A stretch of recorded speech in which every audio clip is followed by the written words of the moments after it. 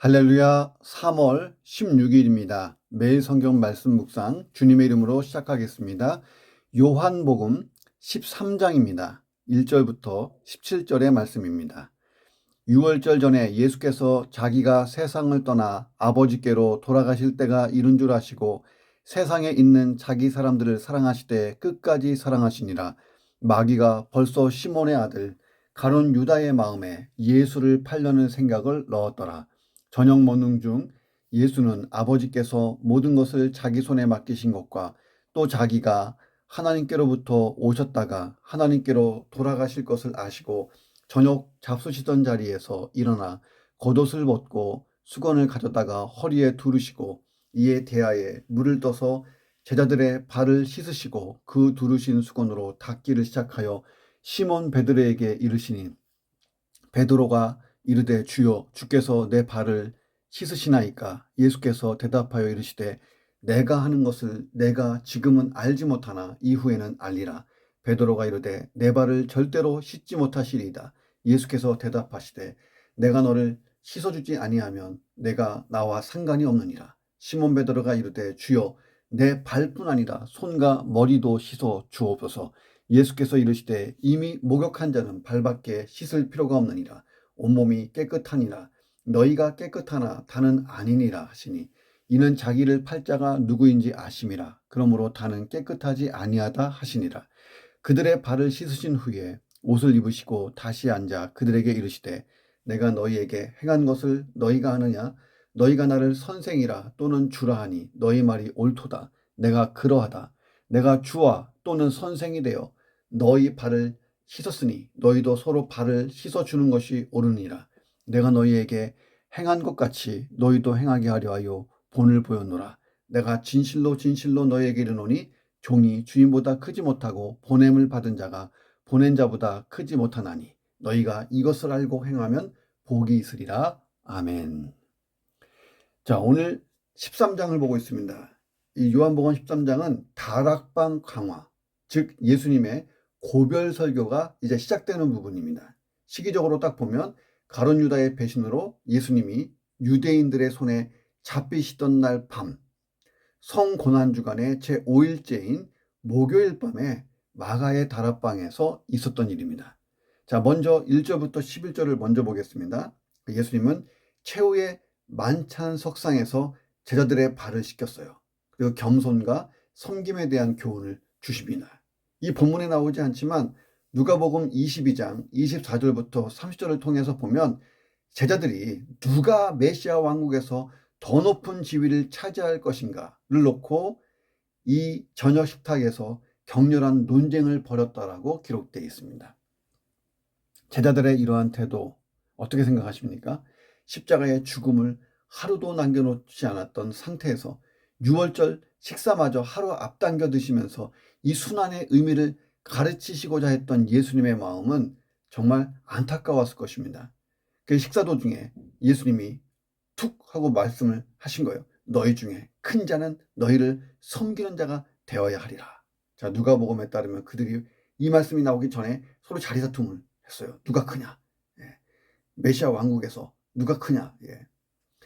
자, 그리고 예수님은 이렇게 말씀만 하시지 않고 허리에 수건을 두르시고 제자들의 발을 씻기시기 시작합니다. 유대인의 풍습에 따르면 타인의 발을 씻겨주는 일은 그 집 안에 가장 비천한 종에게 맡겨진 임무였어요. 자, 그런데 예수님이 친히 수건을 허리에 두르시고 제자들의 발 아래 무릎을 꿇고 일일이 발을 씻기십니다. 자, 이 말씀을 잠시 묵상합니다. 첫 번째, 주님의 사랑을 받았다. 이 받음에서 시작된 그 사랑을, 내가 경험한 사랑을 실천할 수 있어야 된다는 거예요. 자, 이 세족식 사건, 이건 단순히 겸손과 섬김을 교훈하기 위해서만은 아닙니다. 이 사건은 곧 십자가에서 흘리게 될 예수님의 피로 온 인류의 죄악이 깨끗이 씻겨나가는 것을 상징합니다. 동시에 그리스도 안에 있는 성도들이라 할지라도 예수의 장성한 분량에 이르기까지 성장하기 위해서는 그리스도의 구속의 피를 날마다 생각하며 죄를 자백하고 회개함으로 정결하게 되는 그런 죄 씻는 과정들이 앞으로 필요한 것을 보여줍니다.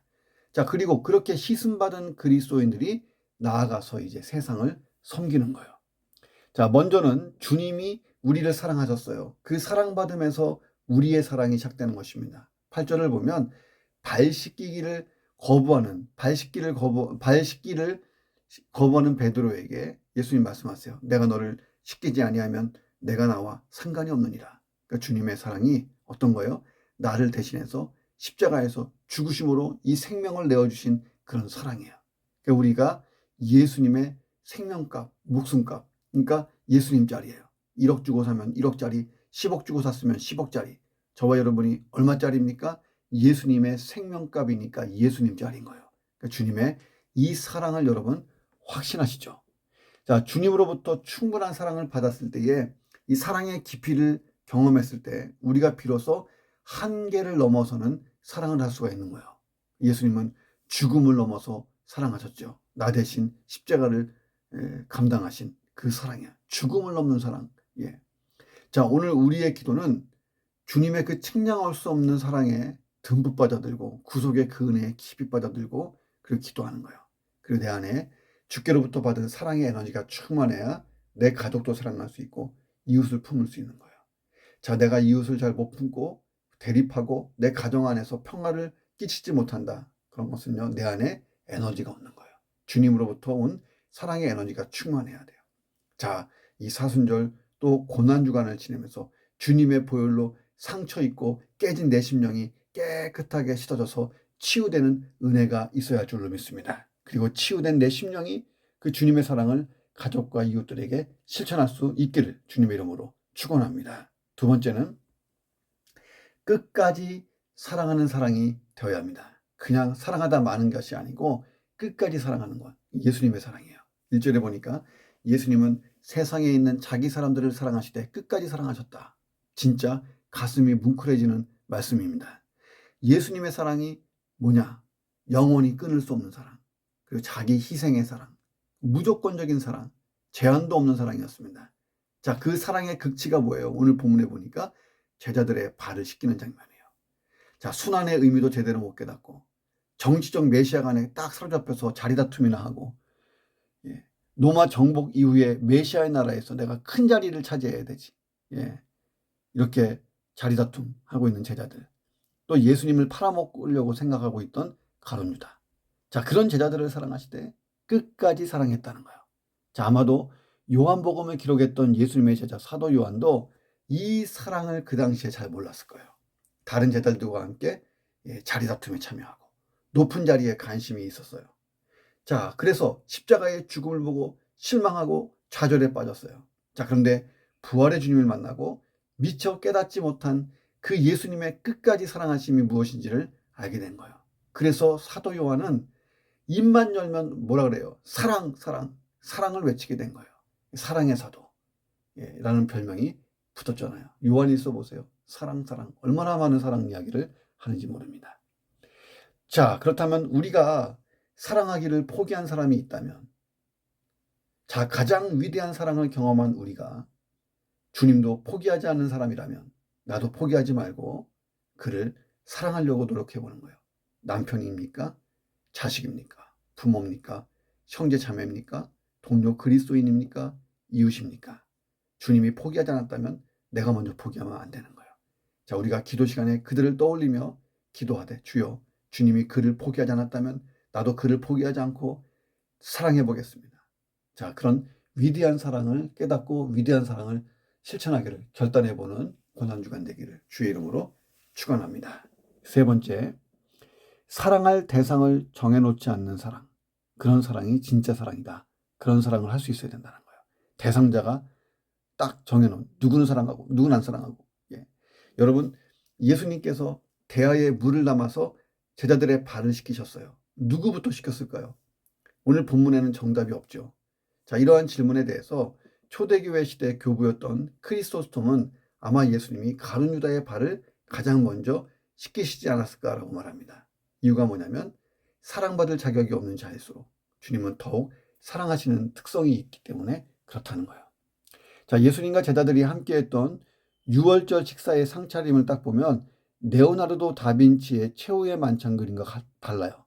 최후의 만찬 그림 보세요. 일자 모양의 테이블이잖아요. 근데 예수님 당시에 그 유월절 식사의 상차림은 디귿자예요. 디귿자. 3면으로 되어 있는 테이블이에요. 자, 그래서 왼쪽 날개가 상석, 오른쪽 날개가 말석입니다. 그러니까 예수님은 왼쪽에 있었어요. 그러니까 예수님하고 그 성경에 보면 요한과 가룟 유다가 왼쪽 세 자리를 차지하고 가운데 6명이 앉고 그다음에 오른쪽에 또 3명이 앉았겠죠. 그 오른쪽 3명 그 말석 쪽에 베드로가 있었던 거예요.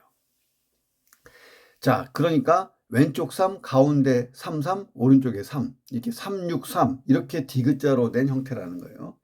자, 테이블에 앉는 자세를 가만히 보면 양반다리 자세가 아니고 옆 사람에게 이렇게 기대어서 비스듬히 앉습니다. 그러니까 예수님 옆에 누가 있었냐면 요한과 가룟 유다가 있었어요. 아마 왼쪽에 가룟 유다가 있고 왼쪽에 가룟 유다가 있고 오른쪽에 요한이 있었을 거예요. 왜냐하면 그 예수님께 기대었다, 요한이 기대었다라고 하는 표현이 있어요. 그러니까 예수님 오른쪽에는 요한이 맞죠. 왼쪽으로 이렇게 비스듬히 상대를 의지해서 옆으로 누워서 이렇게 밥을 먹으니까요. 가룟 유다가 왼쪽. 자, 그리고 저 끝에 반대편 오른쪽 끝에 베드로가 앉아 있었던 거예요. 자, 예수님을 팔 사람이 누구냐 궁금했죠. 예수님이 너희 중에 한 사람이 나를 팔리라. 예, 그때 베드로가 예수님 말을 듣고 요한에게 누구냐고 물어보라고 사인을 한 거예요. 저 멀리서. 그러니까 요한이 예수님에게 기대어 있었으니까 살짝 물어붙인 거죠. 예수님 누군데요? 그러니까 예수님이 내가 조용히 떡을 찍어주는 사람이야. 잘 봐. 그러면서 떡을 찍어서 가룟 유다에게 줬어요. 자, 이 사실을 알고 있는 사람은 요한과 가룟 유다 정도였을 거예요. 왜냐하면 주변에 다른 제자들은요, 밥 먹기 바빴죠. 제자들은 알 수 없었죠. 자, 그렇다면 예수님은 가장 가까이에 있는 요한 또는 가룟 유다부터 시키지 않았을까? 그러니까 요한보다는 가룟 유다에 대한 사랑 때문에 그에게 기회를 주기 위해서 예수님은 가장 먼저 가룟 유다를 시켰을 것이다 라고 크리스토스톰 교부가 생각했던 것입니다. 건강한 11명의 제자들보다 병들어 있는 죄인 가룟 유다에게 먼저 사랑을 듬뿍 실어주지 않았을까? 씻겨주시되 가장 정성스럽게 그리고 눈물겨운 심정으로 이 가룟 유다의 발을 씻기지 않았을까요? 왜냐하면 가룟 유다에게 줄 수 있는 예수님의 사랑은 이 밤이 마지막일지도 모르기 때문이에요. 그리고 가장 오랫동안 씻었을 거예요. 왜냐하면 최대한 가룟 유다가 돌이킬 수 있는 기회를 주기 위하여 이 예수님의 사랑을 그대로 실었을 거예요. 이것이 예수님의 고차원적인 사랑이에요. 자, 그래서 종교개혁자 마르틴 루터가 한 말이 있어요. 하나님은 사랑할 대상을 찾으시는 것이 아니고 사랑할 대상을 창조하시는 분이다 라고 말했어요. 자, 누군가를 사랑할 때 그 사람이 사랑받을 자격이 있어서 사랑하는 것이 아니라 사랑받을 자격이 없기 때문에 더 깊은 사랑으로 안아주는 사랑, 창조적 사랑을 하셨다는 거예요. 자, 그리고 그 사랑을 통해 그가 변화되기를 기다리는 거예요. 우리 가운데 이 사랑을 받지 않는 사람은 없어요. 이 사랑이 아니면 오늘 우리가 존재할 수가 있었겠습니까? 그렇다면 우리도 내 사랑을 받을 자는 누구냐? 기준을 정하지 말고 하나님처럼 예수님처럼 사랑하는 대상, 내가 사랑해야 할 대상을 창조해 보는 거예요. 예수님에게 누가 내가 사랑해야 될 이웃이냐고 물어봤던 율법교사처럼 묻지 않는 것, 이게 기독교 사랑이에요. 선한 사마리아인처럼 내가 섬기고 사랑하는 사람이 곧 내 이웃이 되는 것입니다. 자, 그러면 사랑하기 어려운 대상을 사랑해 보는 거예요. 예수님은 원수까지 사랑해 보라고 도전하시죠.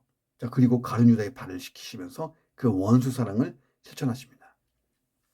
자, 우리는 예수님으로부터 측량할 수 없는 사랑, 죽음을 넘어선 그런 사랑을 이미 받았어요. 포기하지 않고 끝까지 사랑하신 그 은혜를 받고 우리가 거듭났고 예수 안에 있고 우리가 하나님의 자녀가 되고 천국 영생을 허락받았습니다. 남보다 특별해서 주신 사랑이 아니에요. 그렇다면 우리도 경계선을 좀 뛰어넘는 창조적인 사랑을 한번 해보는 거예요.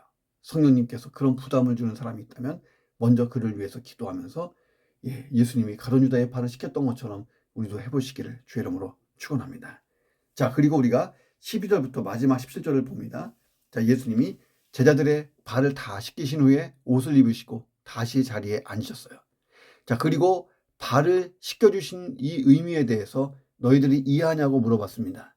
자, 그리고 주와 선생으로서 너희 발을 씻겼으니까 너희도 서로 발을 씻겨주는 게 옳은 것이다 하고 상호 섬김에 대해서 교훈하십니다. 자, 이 내용을 또 묵상해 보면, 자, 묵상 네 번째, 이 성도는 세상의 패러다임을 바꾸는 사람들이라는 거예요. 14절 보세요. 내가 주와 또는 선생이 되어 너희 발을 씻겼다라고 예수님이 말씀하십니다. 예수님의 이런 행동은 당시의 상황을 완전히 초월하는 참으로 획기적인 사건이었어요. 당시 유대 사회에서 그 어떤 선생도 제자를 먼저 찾아가는 경우가 없어요. 제자가 먼저 찾아와야지. 그럼에도 불구하고 가장 위대한 선생님이신 예수님이 직접 제자들을 찾아다니면서 나를 따르라, 나를 따르라 했잖아요. 그 예수님은 제자들의 발까지 씻기신 거예요. 자, 이 사건을 현대 사회에서 사용하는 용어로 보면 패러다임 시프트, 패러다임의 전이가 일어난 거예요. 이거는 혁명이에요, 혁명. 이 패러다임이라는 것은 일정한 틀이고 오래된 고정된 틀이에요. 자, 그런 패러다임의 변화가 일어난 거예요. 자, 고정관념, 일정한 틀이 깨진 거예요. 자, 그리고 이 새로운 패러다임으로 대체되는 것입니다. 패러다임 시프트라고 하는데, 예를 들면 코페르니쿠스 발견 같은 거예요. 이전까지는 천동설, 지구를 중심으로 천체가 돈다로 알려졌던 것을 지동설, 태양을 중심으로 지구가 돈다로 바뀐 거잖아요. 종교개혁자 마르틴 루터도 이신칭이 오직 믿음으로 구원받는다는 기존 카톨릭의 전통 주장을 뒤집어 버렸어요. 이걸로 신앙 역사에 새로운 패러다임을 열었던 것입니다. 자, 그런데 이런 의미에서 보면 역사상 가장 위대한 패러다임 혁명가는 바로 예수님이었다는 거예요. 예수님은 과거 1500년 이상이나 유대 사회를 지배해 오던 전통적인 율법관을 완전히 이신시켜버리죠. 안식일 개념을 포함한 모든 율법을 완전히 새로운 차원에서 완성시킵니다. 그래서 막연했던 하나님 나라를 이 땅에 도래시키는 거예요. 자, 산상수훈을 통해서 배부르고 웃는 자가 아니라 줄이고 우는 자가 복이 있다라고 선언을 했어요. 이거 완전 패러다임 시프트잖아요. 그리고 오늘 본문을 보면 높은 자는 주와 선생이 아니고 오히려 섬기는 자, 종이다 이렇게 말씀하시잖아요. 세상의 통념을 완전히 깨고 변화시킨 거예요. 자, 근데 오늘날 보세요. 오늘날 거의 대부분의 리더십 관련 도서에서 강조하는 리더십의 롤 모델이 뭐냐면 섬김의 리더십이에요. 이미 2000년 전에 예수님이 실천했던 것이 오늘날 최고의 리더십으로 인정받고 있는 거예요. 자, 저와 여러분이 세상에서 할 일이 뭡니까?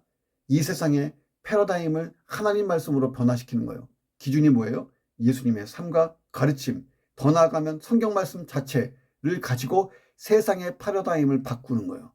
하나님 방식, 하나님 나라의 방식으로 바꾸는 것입니다. 예를 들어 산상수훈을 보면 원수를 용서하고 사랑하고 박해하는 자를 위해 기도하는 것, 이게 이제 패러다임 시프트입니다. 그리스도인들이 할 수 있는 최고의 행실이 뭡니까? 원수 사랑, 박해하는 자를 위해서 기도하는 것. 초대교회가 그렇게 했잖아요.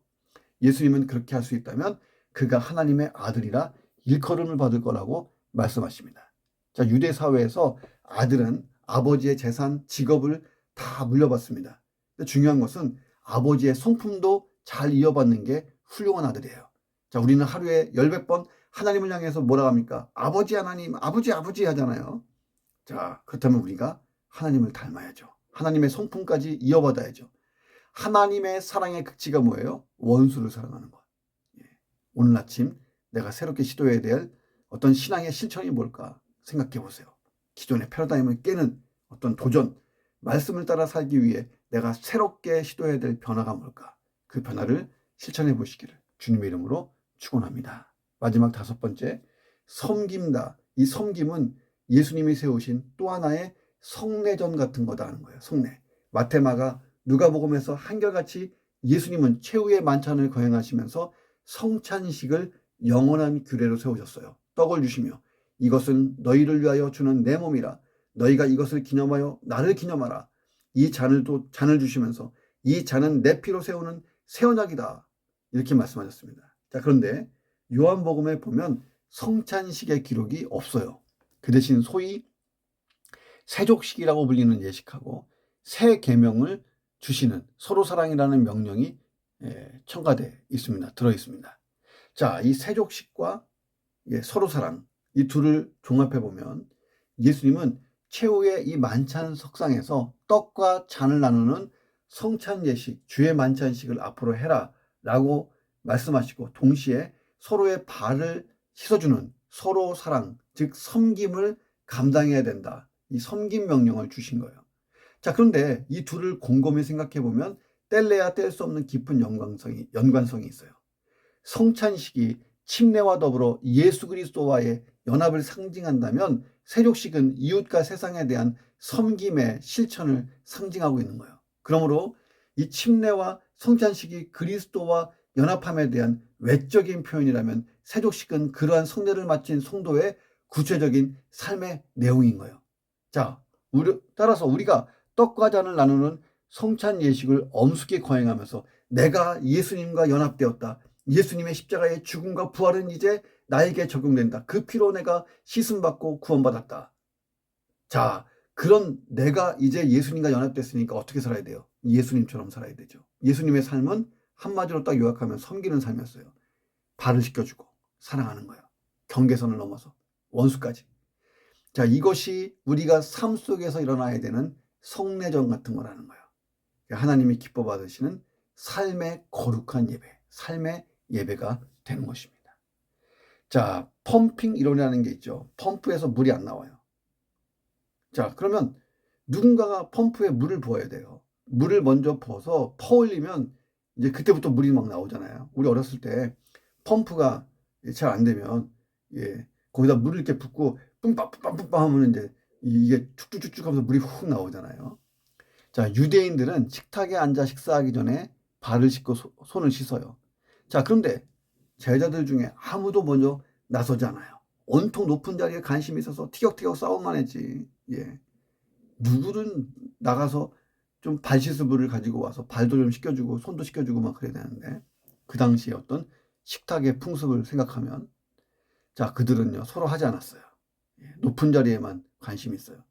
지나간 코미디, 아주 오래된 코미디 중에 유행어가 있죠. 그럼 내가 하리? 내가 하리? 내가 하리? 서로 그렇게 눈치 보고 있는데 예수님이 먼저 하신 거예요. 자, 우리에게는 이 말이 없어져야 돼요. 그럼 내가 하고 말고, 내가 할게, 내가 하고 말고. 이것이 예수님의 섬김입니다. 사랑이 식어진 사람들 사이에서 내가 먼저 사랑하기를 원하고 실천하는 거예요. 이게 펌핑 이론. 그래서 계속 그 사랑이 퍼올려지는 거예요. 자, 가스펠송 가사가 있죠. 내가 먼저 손 내밀지 못하고, 내가 먼저 용서하지 못하고, 내가 먼저 웃음 짓지 못하고 이렇게 머뭇거리고 있네. 그가 먼저 손 내밀기 원했고, 그가 먼저 용서하길 원했고, 그가 먼저 웃음 주길 원했네. 나는 어찌 된 사람인가? 내가 먼저 섬겨주지 못하고, 내가 먼저 이해하지 못하고, 내가 먼저 높여주지 못하고 이렇게 고집 부리고 있네. 그가 먼저 섬겨주길 원하고, 그가 먼저 이해하길 원했고, 그가 먼저 높여주길 원했네. 나는 어찌 된 사람인가? 자, 그런 사람 말고 먼저 섬겨주고, 먼저 이해하고, 먼저 높여주는 예수님의 그 섬김의 사랑, 섬김의 성례전, 내 삶을 예수의 향기로 가득 채우는 그런 삶, 잘 살아보시기를 주의 이름으로 축원합니다. 기도하겠습니다. 넘치는 주님의 사랑을 충분히 받았다면 이제 세상을 넉넉히 품고 사랑하는 예수의 사람 되게 도와 주옵소서. 예수님처럼 사랑하되 끝까지 사랑하게 하시고, 내가 사랑할 자를 정해놓는 것이 아니라 창조하는 하나님의 사랑을 하게 하시고, 가룟 유다의 발을 씻기신 예수님처럼 고차원의 사랑, 포기하지 않는 사랑, 끝까지 사랑하는 사랑 하나님 할 수 있도록 인도해 주옵소서. 하나님, 제가 삶의 모든 마당에서 변화를 시작하는 사람이 되게 해주시고, 나를 통하여 예수님이 드러나고 예수님의 섬김을 내가 실천함으로 펌핑 이론처럼 아버지 그 섬김이 계속해서 또 다른 섬김을 일으키는 역사가 있게 도와 주옵소서. 이 변화가 먼저 사랑하고 먼저 섬기면서 시작되게 하시고, 거기에 내가 섬김의 사람, 또 희생의 사람, 하나님 또 내 것을 내어주는 사람, 예수님 같은 사람 되게 도와 주옵소서. 예수 그리스도의 이름으로 기도합니다. 아멘.